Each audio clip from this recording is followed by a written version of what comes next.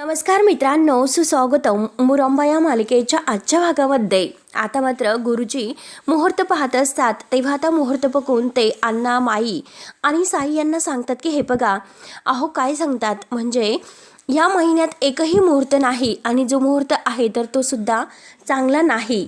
तेव्हा आता हे ऐकल्यानंतर सर्वांना धक्का बसतो. माई म्हणते की अहो गुरुजी काय म्हणतात तुम्ही नीट बघा, तुम्हाला नक्की एखादा मुहूर्त सापडेल बघा बरं. त्यावर आता गुरुजी म्हणतात की नाही, मी खूप मुहूर्त बघितले परंतु एकही मुहूर्त नाही पुढच्या महिन्यापर्यंत. तेव्हा आता लगेच सगळेजण विचारात पडतात की नक्की आता काय करायचं. आणि तेवढ्यात आता माईंना मात्र इरावतीचं बोलणं आठवतं. जर आता त्यांना आपण जास्त वेळ दिला, मुहूर्त लवकरात लवकर नाही काढला तर मात्र रमा आणि अक्षय एकत्र यायला वेळ लागणार नाही आणि तेच आपल्याला नकोय. आता हे माईंना आठवल्यानंतर माईंना तर शॉकच बसतो. त्यावर तर लगेच माई लगेच गुरुजींना म्हणतात की तुम्ही काही करा, ते मला कोणतंही काहीच माहिती नाही, कोणतं कारण सुद्धा मला ऐकून घ्यायचं नाही, परंतु जो काही आता मुहूर्त आहे तर तो लवकरात लवकर शोधा आणि मला तो मुहूर्त बघून सांगा. तुम्ही नीट बघा बरं, शोधा म्हणजे तुम्हाला मुहूर्त सापडेल. त्यावर आता साई माईंना शांत राहायला सांगतो की माई तू काय करतेस, काय बोलतेस, अगं जर मुहूर्त नसेल तर ते कुठून काढणार बरं. तेव्हा आता माई म्हणते की साई तू शांत राहा बरं. हे बघ, अरे ते बघत नसतील, मुहूर्त असेल, नीट बघत नसतील म्हणून त्यांना मुहूर्त सापडत नसेल. तेव्हा आता अण्णा सुद्धा माईंना समजावतात की शांत व्हा, इतकी घाई कशाला करतात तुम्ही लग्नाची, इतकी का घाई आहे तुम्हाला. तेव्हा आता माई म्हणते की अहो काय म्हणू मी तुम्हाला, कशाला आपण कशासाठी थांबायचं, मुहूर्त तर असतो, ते नक्की शोधून काढतील. म्हणून आता माईची अगदी घाई सुरू असते. तिला असं वाटतं की आता हे ठरलेलं लग्न म्हणजे झालेलं साखरपुडा हे लग्न सुद्धा मोडेल आणि ते रमा आणि अक्षय एकत्र येतील म्हणून तिची आता इतकी धांदल सुरू असते. गुरुजींना बळजबरीने मुहूर्त काढायला सांगत असते आणि गुरुजींना म्हणते की बघा गुरुजी एकदा मुहूर्त बघा. त्यावर लगेच आता गुरुजी म्हणतात की ठीक आहे, तुमच्यासाठी मी पुन्हा एकदा बघतो. म्हणून गुरुजी पुन्हा एकदा चेक करतात आणि माई लगेच साईला म्हणते की मी तुला म्हणाले होते ना, बघ मग. त्यानंतर मात्र आता लगेच आरोही इकडे देवाला प्रार्थना करत असते की देव बाप्पा तूच काहीतरी असं कर आणि माझ्या आईबाबांना एकत्र आण. साई आणि काका म्हणजे रमा या दोघांचं लग्न होऊन देऊ नकोस, म्हणजे माझ्या आईचं आणि साई काकांचं. आणि तेवढ्यात आता इरावतीच्या मोबाईलवर माईंचा कॉल येतो. तेव्हा लगेच आता इरावती म्हणते की बोला वरमाई, निघाला का अगदी. आता मात्र मालविकाला तर खूपच आनंद होत असतो आणि इरावतीला सुद्धा. पार्वती आजी त्या दोघींकडे रागाने पाहते, परंतु इरावतीने आता फोनवर जे काही ऐकलेले आहे तर ते ऐकून एकदम शॉक होते, स्तब्ध होते आणि रागाने पाहत असते. आता आरोही प्रार्थना करता करता अगदी डोकावून इरावतीकडे रागाने पाहते आणि पार्वती आजी सुद्धा नक्कीला काय झालं असेल, कोणाचा कॉल असेल या विचारात पार्वती तिच्याकडे पाहत असते. त्यानंतर आता इकडे रमाही आपल्या कॅबिनमध्ये असते, शाळेमध्ये, ऑफिसमध्ये, आणि ती कायम विचारतच असते नक्की आता काय कसं होईल. आता तेवढ्यात ती विचार करता करता घाईने पाणी पित असते आणि अक्षय तेवढ्यात तेथे येतो आणि म्हणतो की मॅडम, ओ मॅडम. तेव्हा रमा त्याच्याकडे पाहते आणि परत न बघितल्यासारखं करते.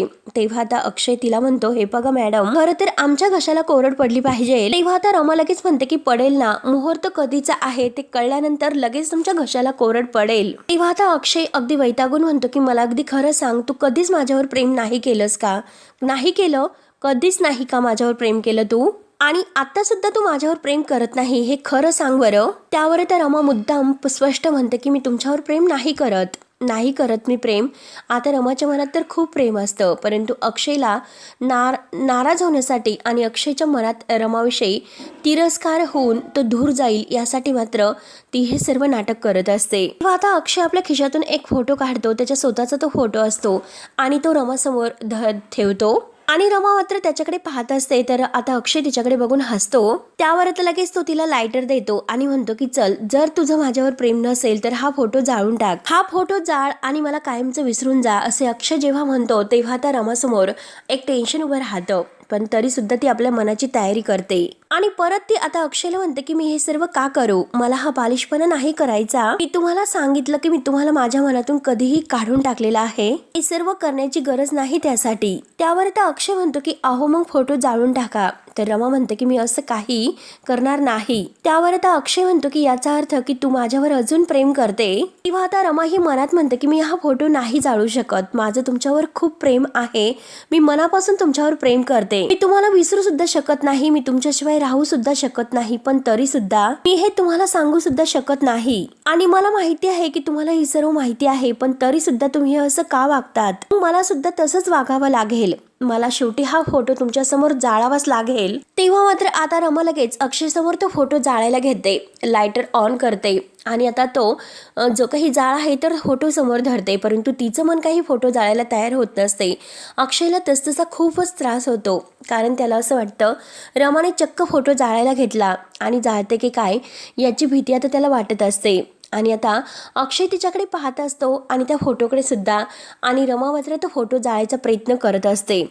आता मात्र तो फोटो अगदी ती जवळ धरणार तोच लगेच आता तिला फोन येतो, म्हणून आता ती लगेच फोन घेते आणि तो फोटो आहे तर तो मात्र बाजूला ठेवते आणि अक्षयला म्हणते की या फोटोपेक्षा मला हा फोन महत्त्वाचा आहे, कारण मुहूर्त कधी निघलेला आहे तर ते सांगण्यासाठी साईंनी कॉल केला असेल, म्हणून मी तो कॉल उचलते. तर अक्षयला इतका त्रास होत असतो, तो डोळे बंद करून आता उभा असतो आणि सर्व त्रास तो सहन करत असतो. आणि तेव्हा आता रमा ॲटिट्यूडमध्ये फोन उचलते अक्षयला जाळण्यासाठी, परंतु आता फोन स्पीकरवर असतो.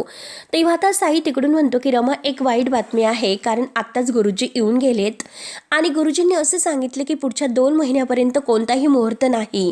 तेव्हा आता हे ऐकून रमाला तर आनंद होतोच, त्यामुळे आपलं लग्न मात्र 2 महिन्यानंतरच होईल. आता हे ऐकल्यानंतर अक्षयचा चेहरा लगेच खुलतो आणि तो लगेच हसतो.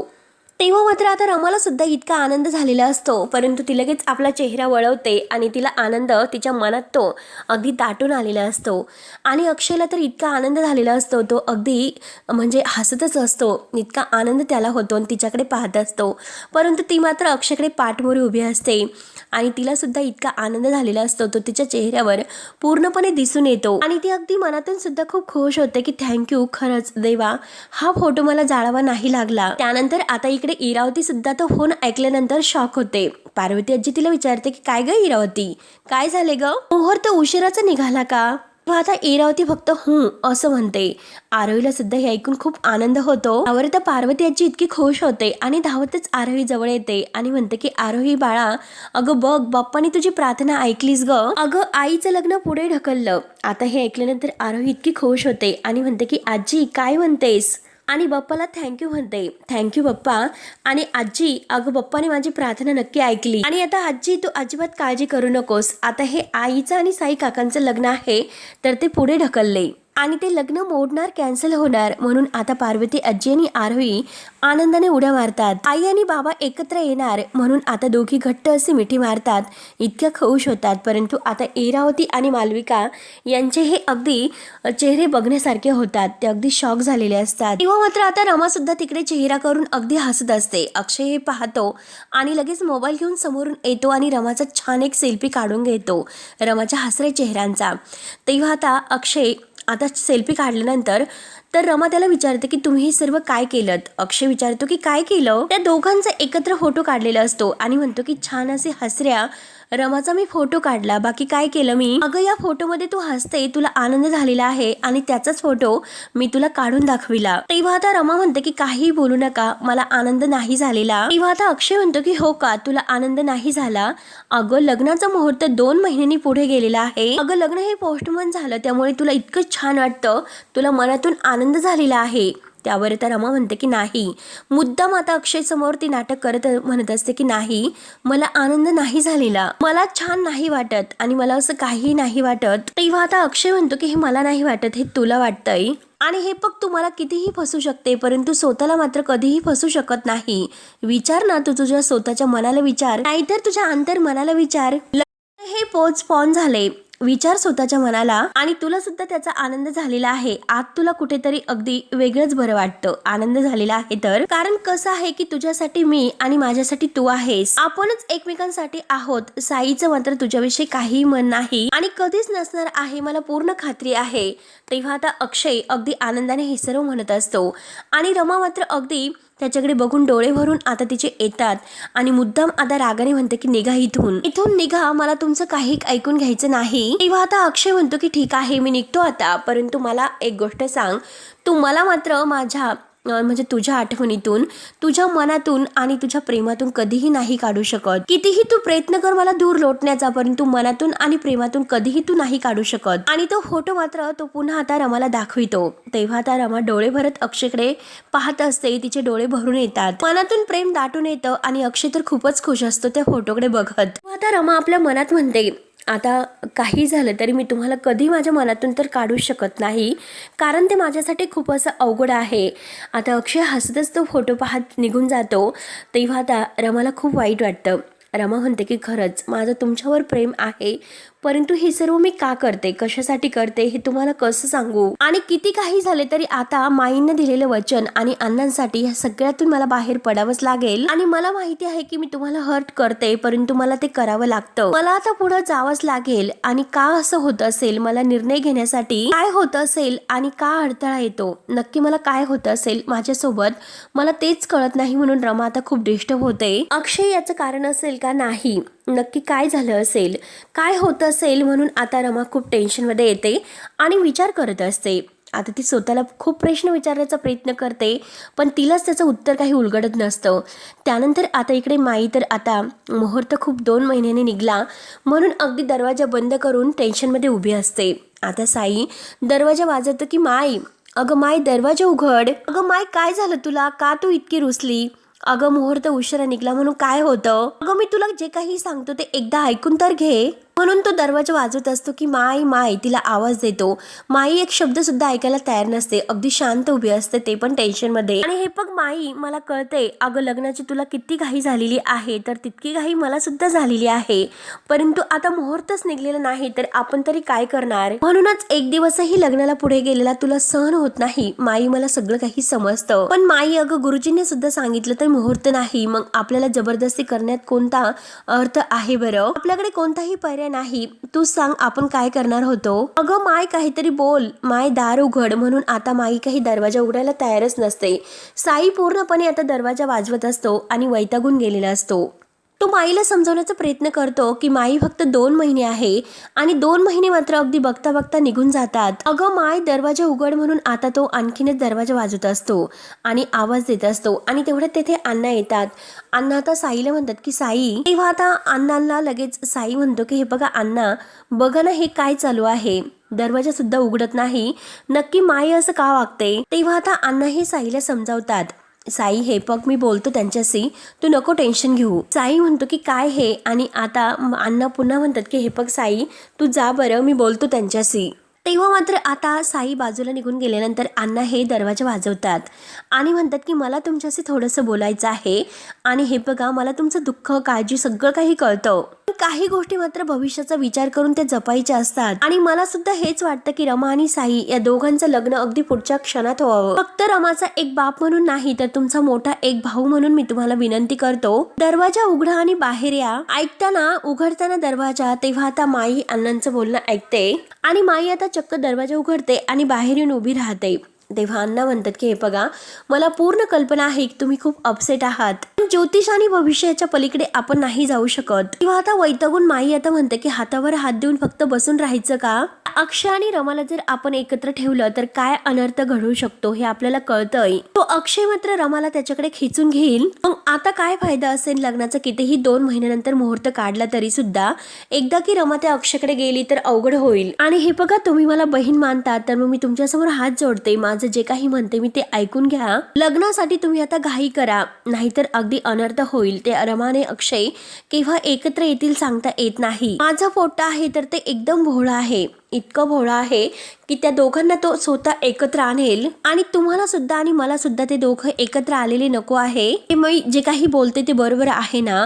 त्यावर त्या अण्णा माईंचं हे सर्व बोलणं ऐकून म्हणतात की हो तुमच्या बोलण्यामध्ये तथ्य तर आहेच, पण यावर उपाय काय आहे. त्यावर त्या लगेच माई म्हणतात आहे ना यावर उपाय, म्हणजे मी एकतर असं काम करते, रमाला घेऊन कुठेतरी बाहेर निघून जाते, नाहीतर तुम्ही त्या अक्षयला कामावरून काढून टाका. तर त्या अण्णा म्हणतात की हे बघा तुम्ही जे काही बोलतात ते योग्य नाही, कारण इतक्या तडकाफडकी आपण अक्षयला कामावरून नाही काढू शकत, कारण त्या अगोदर मला दुसरा शेफ शोधावा लागेल आणि त्यासाठी अक्षयला मला 4-5 लाख रुपये द्यावे लागतील, म्हणजे त्याला मला द्यावा लागतील. तेव्हा आता लगेच माई म्हणते की अहो तुम्ही एक काम करा, तुम्ही अक्षयला सांगा, म्हणजे जे पैसे तुमच्याकडे आहेत ते पैसे तुम्ही त्याला द्या, 4-5 लाख रुपये देऊन तुम्ही त्याला इथून जायला सांगा. आणि हे बघा, हे जर तुम्हाला जमत नसेल तर मला सांगा, मी हे सर्व काही करते. तेव्हा आता अण्णा काहीच उत्तर देत नाही आणि ते पाहत असतात. तर माई विचारात पडते. त्यानंतर आता इकडे रमा मात्र ते फुलं आहे टेबलवर ठेवते आणि सारखी आता अक्षय आणि तिचं कॅबिनमध्ये जे काही घडलेलं आहे, अक्षयने तिचा हसऱ्या चेहऱ्याचा कसा फोटो काढला ते सर्व काही तिला आता आठवत असते. रमा त्याला म्हणलेली असते की तुम्ही हे सर्व काय केलं, तर अक्षय म्हणतो छान असे हसऱ्या चेहऱ्याचा आता रमाचा मी फोटो काढला. लग्न हे पुढे गेलेले आहे, त्यामुळे मात्र आता खूप छान वाटतं, काही होऊ शकतं, हे लग्न मोडू शकतं असे मात्र अक्षय जे काही म्हणलेलं आहे ते प्रत्येक शब्द आणि शब्द रमाला आठवत असतो आणि रमा विचारत असते. आणि तेवढ्यात साई येतो. साई रमाला म्हणतो की चला आपण लंच करून घेऊयात. किंवा मात्र आता रमा खूपच नाराज दिसते. तर साई रमाकडे पाहतो आणि विचारतो की काय झालं रमा, तुम्ही तर खूपच अपसेट दिसता आणि मी सुद्धा तुम्हाला काय मूर्खासारखं विचारतो बघा ना, कारण इतकं सगळं काही स्ट्रेसफुल सुरू आहे. आणि जाऊन द्या, हा सगळा विषय तुम्ही सोडून द्या. येथे एक जवळच रेस्टॉरंट आहे, आपण तेथे जेवायला जाऊयात. मस्त रेस्टॉरंट आहे, तुम्हाला आवडेल, तुमचा मूड एकदम असं फ्रेश होईल. रमा तरी सुद्धा काही उत्तर देत नसते आणि आता तिच्या चेहऱ्यावर तो आनंद सुद्धा नसतो. त्यावर तर साई म्हणतो की ठीक आहे, तुम्हाला जर यायचं नसेल तर नका येऊ, मी कॅन्टीन मधून काहीतरी आपल्याला ऑर्डर करतो, त्यामुळे तुम्ही जरा अगोदर फ्रेश व्हा. आणि आता साई लगेच ऑर्डर द्यायला फोन करत असतो. आणि तेवढ्यात आता रमाला मात्र सगळं काही आता अक्षय बोललेलंच आठवत असतं की तुझ्यासाठी मी आहे आणि माझ्यासाठी तू आहेस, आपणच एकमेकांसाठी आहोत. साईचं मात्र तुझ्याविषयी काही मन नाही. आता हा सगळा विचार करून मात्र साई जे काही कॅन्टीन मध्ये ऑर्डर देण्यासाठी फोन करत असतो. रमा त्याला म्हणते की साई थांबा, तुमचं बरोबर आहे, आपण बाहेर जायला हवं. तेव्हा साई म्हणतो की नक्की तुमचं ठरलेलं आहे का. रमा मात्र आता हसरा चेहरा करते आणि हो असं म्हणते. त्यानंतर मात्र आता सगळा काही स्टाफ आहे, तर तो स्टाफ मात्र आता एकत्र आतमध्ये येतो. रमा आणि साई मात्र जेवायला निघालेलेच असतात आणि आता त्यांना बघून ते थांबतात. तेव्हा आता जे पाटील सर आहे तर ते म्हणतात की आज मात्र आमचा जे काही सगळ्या स्टाफने विचार केला, रमा मॅडम आणि साई सर यांच्या केळवणाचा कार्यक्रम आम्ही ठेवलेला आहे, त्यामुळे तुम्ही लवकरात लवकर तयारी करून आमच्या या बरोबर जेवायला तरी यावं. तर साई आणि आता रमा एकमेकांकडे बघून हसतात. तेव्हा दुसरे एक सर आहे तर ते म्हणतात की रमा मॅडम आणि साई सर, तुमचा नुकताच साखरपुडा पार पडलेला आहे, त्यामुळे आता तुम्हाला लग्नाच्या खूप खूप शुभेच्छा. केळवणाची सगळी पूर्ण तयारी झालेली आहे, त्यामुळे तुम्ही आमच्या सोबत चला. त्यावर तर साई लगेच हात जोडत म्हणते की थँक्यू, खूप सारे थँक्यू, कारण इतकं मोठं सरप्राईज दिल्याबद्दल. आणि तेवढ्याच मात्र आता दुसऱ्या मॅडम आहे तर त्या म्हणतात की ही जी आयडिया आहे तर ती अक्षय सरांची आहे, त्यांनी संपूर्ण तयारी केलेली आहे. आता अक्षय म्हणल्यानंतर रमा आणि साई एकमेकांकडे पाहत असतात, त्यांना शॉक बसतो. तेव्हा आता रमा लगेच म्हणते की अहो आता आम्ही विसरलो, तुम्हाला सांगायचंच विसरून गेलो, कारण आत्ताच आमचा विषय झाला होता आणि लंचसाठी आम्ही दोघंही बाहेरच निघालो होतो. आणि थँक्यू, तुम्ही इतकी तयारी केली, परंतु आमचा अगोदरच ठरलेला आहे, आम्ही नाही येऊ शकणार असे आता रमा म्हणते. तेव्हा आता सगळेजण नाराज होतात आणि तेवढ्यात दरवाजात अक्षय येतो आणि अक्षय दरवाजा वाजवतो. सगळ्यांच्या समोर आता अक्षय म्हणतो की या ना रमा मॅडम, अहो या, आणि साई सर ऐका हो माझं, आणि मॅडम तुम्ही नका हो मन मोडू माझं. म्हणजे कसं की सगळ्या स्टाफचं मन आहे, इतक्या प्रेमाने ते बोलावतात, मग कशाला तुम्ही त्यांचं मन मोडतात, नका मोडू. म्हणजे आता काही लंच डिनर सगळं काही ब्रेकफास्ट वगैरे तुम्हाला आता आयुष्यभर एकत्रच करायचं आहे, एकदाच आम्हाला तुम्हाला केळवण द्यायचं आहे, मग चला एन्जॉय करा, नका ना आमचं मन मोडू. तेव्हा आता रमा आणि साई मात्र सगळ्यांकडे पाहत असतात आणि अक्षयकडे सुद्धा. तेव्हा आता लगेच दुसरे सर म्हणतात की हो, अक्षय सरांनी इतकी तयारी केली, मग आम्हाला सुद्धा बरं वाटेल तुमच्या बरोबर अगदी जेवण करायला. आणि सगळेजण आता एका आवाजात अगदी हो हो असं म्हणतात, आग्रह करतात रमाला, प्लीज मॅडम ऐका. सगळेजण खूपच रिक्वेस्ट करतात की चला चला प्लीज आमच्यासोबत जेवायला चला. त्यावर तर साई लगेच तयार होतो आणि येतो आम्ही असे म्हणतो. अक्षयला खूपच आनंद होतो. अक्षय म्हणतो की साईकडे बोट करत, खरंच, आणि चला मी तुमची वाट बघतोय, म्हणून आता सगळेजण खुश होतात. अक्षय आता या दोघांकडे बघत अगदी हसतच जातो. तेव्हा आता रमा आणि साई आता दोघे एकमेकांकडे पाहतात आणि साई आता डोक्याला हात लावतो आणि म्हणतो की मी यांना हो म्हणालो, परंतु मला माहिती आहे की अक्षय ही सर्व मुद्दाम करतो. आणि हे बघा, बघितलं ना तुम्ही अक्षयकडे, आणि जर तुमची इच्छा नसेल तर मात्र आपण जायला नकोय. तेव्हा आता रमा म्हणते की साई त्यांना हवं ते करून द्या, पण आपण सुद्धा आपल्याला जे हवं आहे तेच करू. त्यावर आता साई म्हणतो की म्हणजे काय, तर रमा म्हणते की चला तर. तेव्हा आता मित्रांनो हा भाग येथे संपतो. पुढील भागामध्ये आता मात्र छान अशी केळवणाची तयारी झालेली असते. आता इतकं छान अगदी डेकोरेशन केलेलं असतं. तेव्हा आता साई आणि रमा ही जेवायला बसतात. रमा आता मुद्दाम अक्षय समोर म्हणते की साई, अहो तुम्ही मला घास भरवा. आणि तेवढ्यात आता साई मुद्दाम अक्षय समोर घास भरायला जातो. तेव्हा लगेच आता अक्षय म्हणतो की अहो साई सर थांबा, कारण तुम्ही दोघं एकमेकांना किती ओळखतात हा आपण गेम खेळूयात. त्यानंतर मात्र आता इकडे माई मात्र 5 लाख रुपये घेऊन आता इरावती आणि पार्वती आजी यांच्या घरी येते. आणि आता पार्वती आजी समोर आणि इरावती समोर ते 5 लाखाची बॅग ठेवते. आणि हे 5 लाख रुपये अक्षयला आता येथून कायमचं घेऊन जाण्यासाठी. 5 लाख रुपये घ्यायचे आणि रात्रीतून मात्र आमच्या आयुष्यातून कायमचं निघून जायचं तुमच्या नातवाला घेऊन. तेव्हा आता पार्वती आजी पाहतच असते. तर मित्रांनो पुढे नक्की काय होईल हे बघण्यासाठी आपल्या चॅनलला सबस्क्राईब करत राहा. धन्यवाद.